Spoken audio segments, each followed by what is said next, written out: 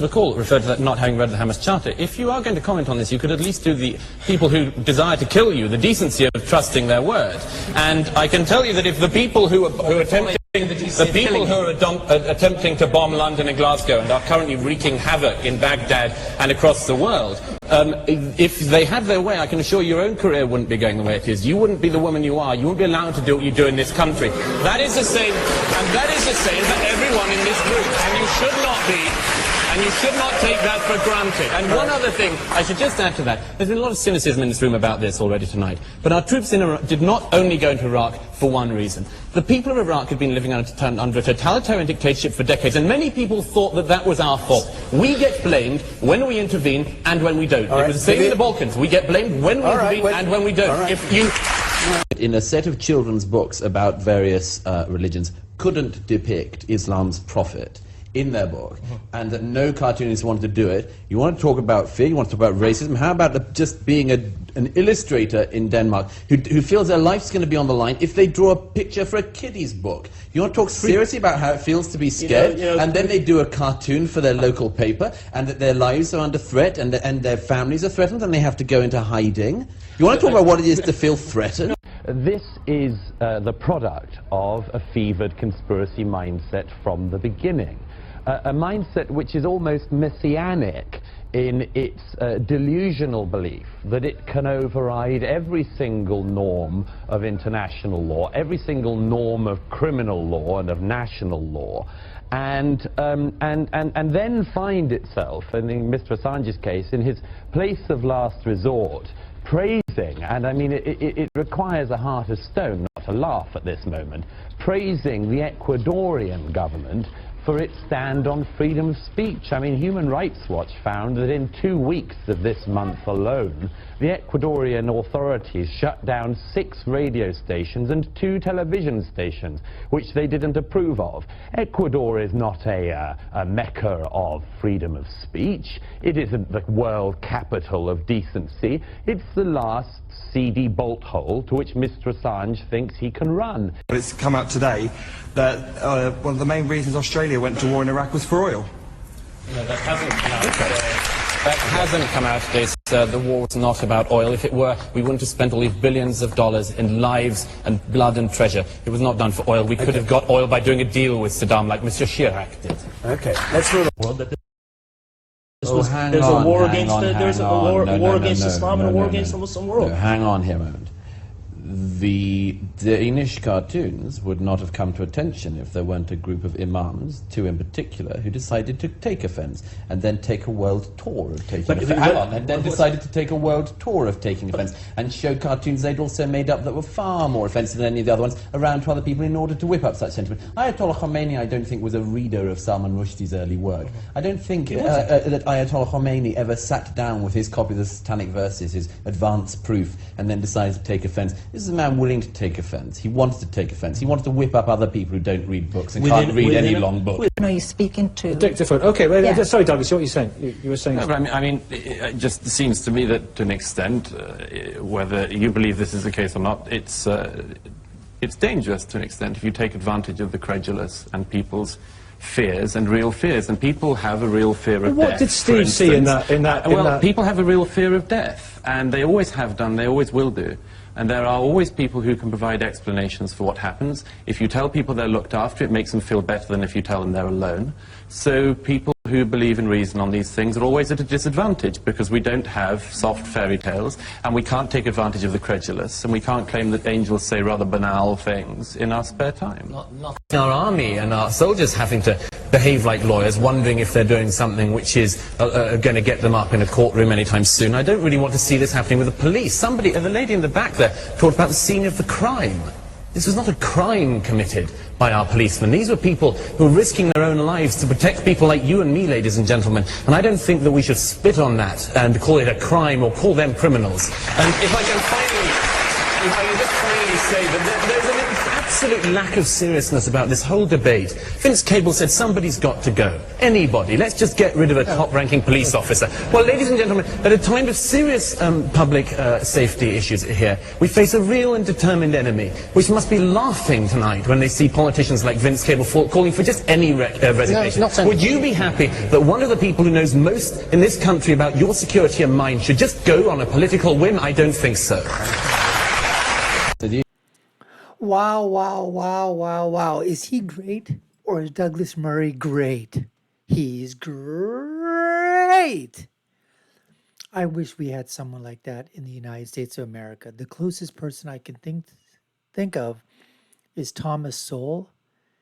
He's a Black American economist, went to Cornell, has all the bona fides, everything that's there. The only problem is he's conservative, and that problem is a problem with the progressives, with the left, with the Democrats, with the liberals. If he was on the left, he would be hailed. He would be talked about in all circles, on all the news networks, on all the alphabet networks. When he writes his books, he'd be called in to talk about his books all the time.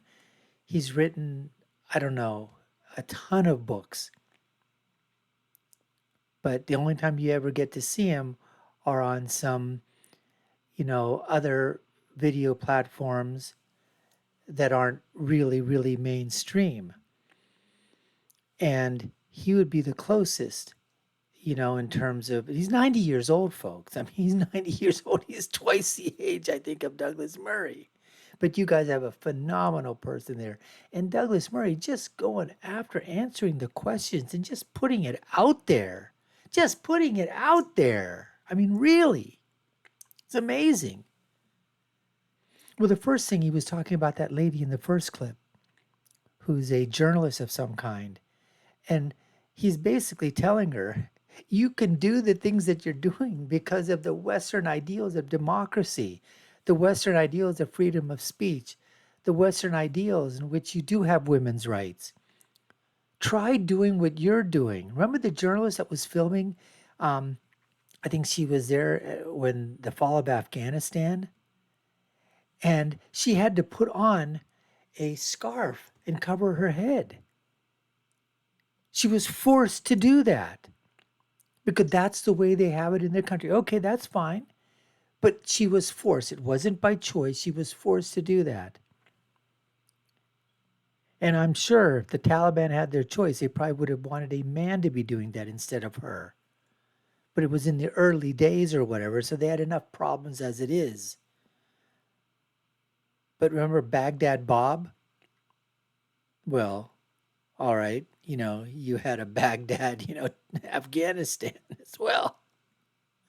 And I'm just saying, these guys came out there and said, oh, we support all kinds of women's rights. No, they don't support women's rights. Come on.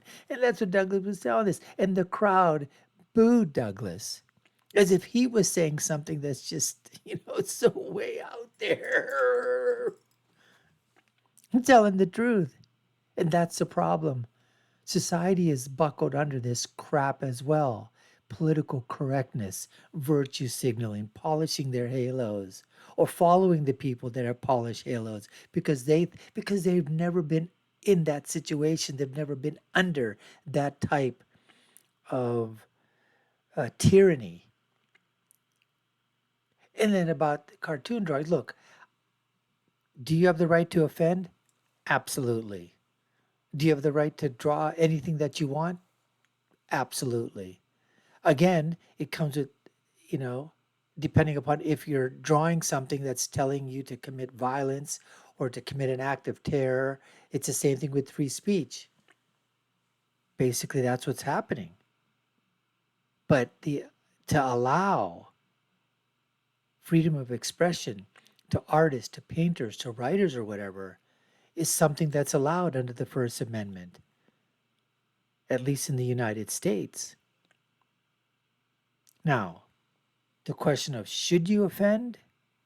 Should you cross certain lines? That's a judgment issue.